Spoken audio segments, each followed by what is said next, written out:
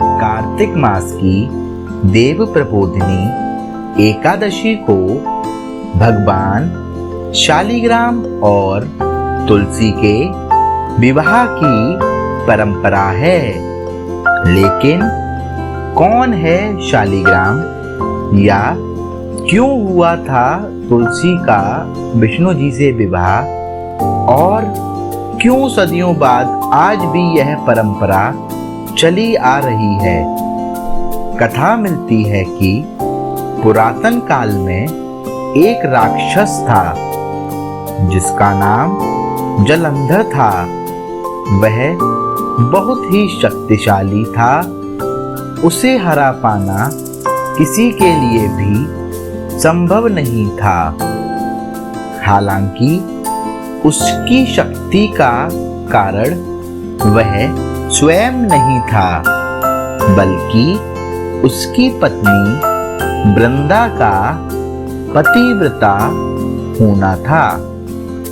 उसके ही प्रभाव से जलंधर को कोई भी परास्त नहीं कर सकता था।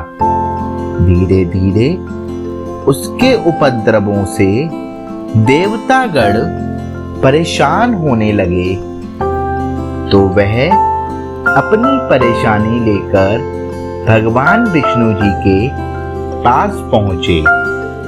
तब इसका समाधान निकाला गया कि यदि वृंदा के सतीत्व को नष्ट कर दिया जाए तो जलंधर की मृत्यु हो जाएगी।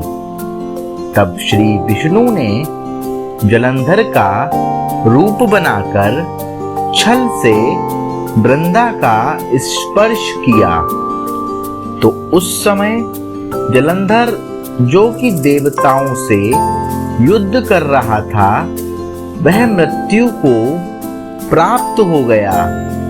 इसका भान होते ही वृंदा ने भगवान विष्णु को शाप दे दिया।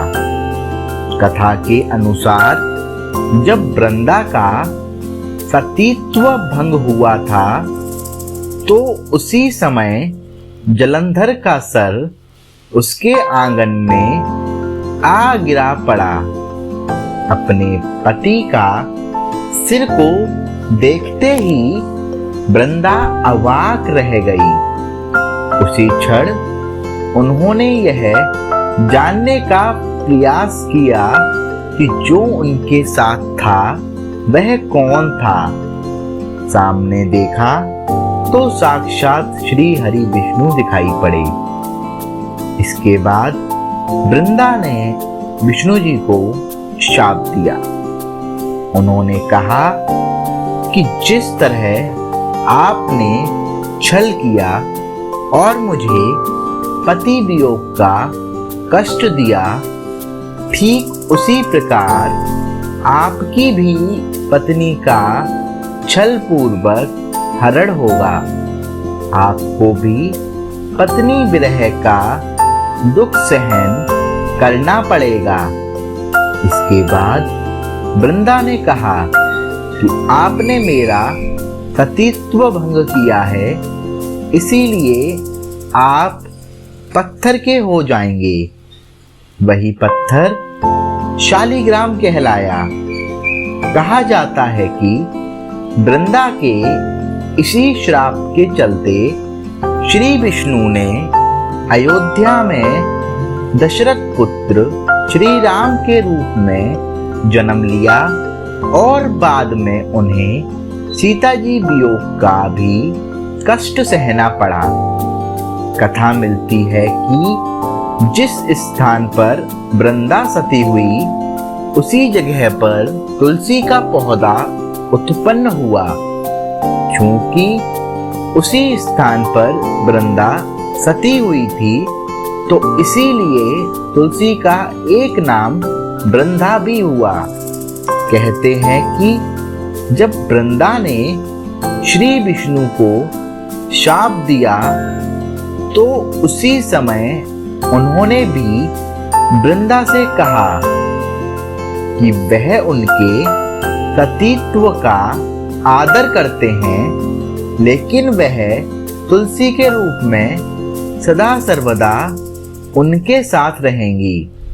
इसके साथ ही भगवान विष्णु ने कहा कि जो मनुष्य कार्तिक एकादशी के दिन तुम्हारे साथ मेरा विवाह कराएगा उसकी हर मनोकामना पूरी होगी। इसके बाद से ही इस शुभ तिथि पर शालिग्राम और तुलसी के विवाह की परंपरा शुरू हुई।